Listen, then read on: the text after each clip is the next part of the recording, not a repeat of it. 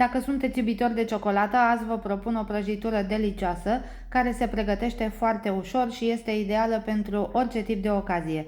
Rămâneți până la final pentru a vedea rețeta pas cu pas. Începem cu pregătirea blatului și pentru acesta avem nevoie de 300 de grame de făină pe care o punem într-un bol. Peste ea adăugăm 100 de grame de cacao. În descriere am să vă las lista cu ingredientele scrise, atât cântărite cu cântarul, cât și măsurate cu lingura și paharul. Tot aici adăugăm și o lingură sau 10 grame de praf de copt și de asemenea un praf de sare. Apoi amestecăm foarte bine aceste ingrediente, după care vom da bolul deoparte și în alt bol adăugăm 4 ouă întregi, peste care adăugăm și un praf de sare și le vom bate doar atât cât să le omogenizăm cu ajutorul unui tel. Adăugăm și 2 linguri de zeamă de lămâie, 120 de ml de ulei pe care îl adăugăm treptat în timp ce batem cu telul. Punem și 200 de ml de lapte sau un pahar plin, o linguriță de esență de vanilie și de asemenea o linguriță de esență de rom. Batem puțin cu telul pentru a încorpora și aceste ingrediente cu ouăle, după care adăugăm 300 de grame de zahăr și continuăm să amestecăm cu telul până când acesta este încorporat și dizolvat. Apoi adăugăm și 200 de ml sau un pahar de cafea rece pe care o încorporăm tot așa cu ajutorul telului. După aceea începem să adăugăm din amestecul de făină cu cacao și praf de copt. Cernem jumătate din ingredientele uscate, amestecăm cu telul până când sunt încorporate, iar apoi facem același lucru și cu cealaltă jumătate. Așa arată compoziția la final. Pregătim și tava în care vom coace blatul, o tapetăm cu hârtie de copt, turnăm compoziția în interior, după care vom mișca puțin tava pentru a o uniformiza pe toată suprafața.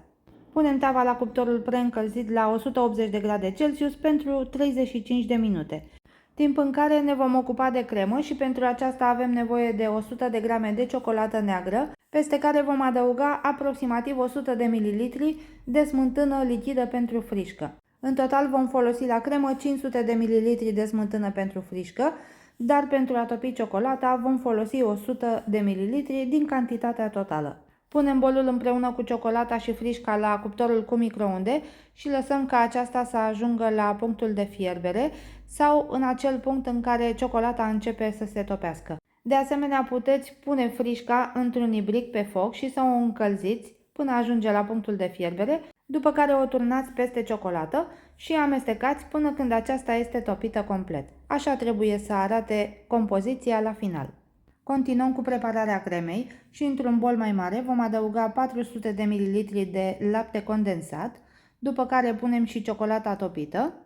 Dacă vă plac rețetele mele, nu uitați să apăsați butonul de urmărire pentru a fi la curent cu toate noile publicații. Introducem mixerul și vom mixa doar atât cât ciocolata să se încorporeze foarte bine cu laptele condensat. Opțional putem să adăugăm și 5 ml sau o fiolă din aceasta de esență de rom pentru o aromă cât mai plăcută, după care putem să adăugăm restul de frișcă lichidă, cei 400 de ml, și continuăm să mixăm până când vom obține o cremă destul de consistentă. Crema obținută o vom pune la frigider pentru 2 ore pentru a se răci foarte bine. Între timp s-a copt și blatul, îl lăsăm 5 minute în tavă, după care îl scoatem pe un grătar și îl lăsăm să se răcească complet înainte de a-l tăia. Apoi, cu ajutorul unui cuțit din acesta cu zimți, trebuie să fie și destul de mare, tăiem blatul pe jumătate de-a lungul pentru a obține 2 foi, așezăm prima foaie pe platoul unde vom servi prăjitura și îl însiropăm foarte bine.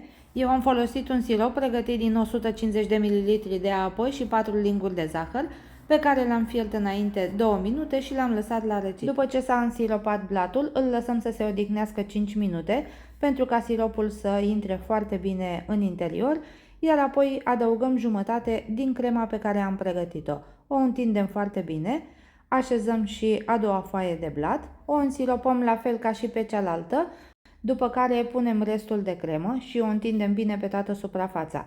Punem prăjitura la frigider pentru cel puțin o oră pentru ca aceasta să se răcească, după care cu ajutorul unui cuțit bine ascuțit vom îndrepta prăjitura, îi vom tăia marginile, iar apoi o vom decora cu un strat subțire de nucă de cocos Și dacă vă place, puteți să puneți și puțină ciocolată rasă sau fulgi de ciocolată, depinde ce aveți la dispoziție. Vă aștept să-mi spuneți în comentarii din ce localitate a țării sau din afara ei urmăriți acest videoclip. După ce am decorat-o, o punem la frigider pentru alte 2 sau 3 ore, pentru ca ea să se răcească foarte bine, iar blatul să se mai însiropeze. Așa arată prăjitura și în secțiune, după cum vedeți are un aspect foarte plăcut și este delicioasă. Dragilor, până aici rețeta de astăzi, sper că v-a plăcut, dacă este așa vă aștept să-mi spuneți și în comentarii. Nu uitați să o distribuiți și cu prietenii voștri. Eu vă mulțumesc pentru vizionare și vă aștept și la rețeta următoare. Numai bine tuturor!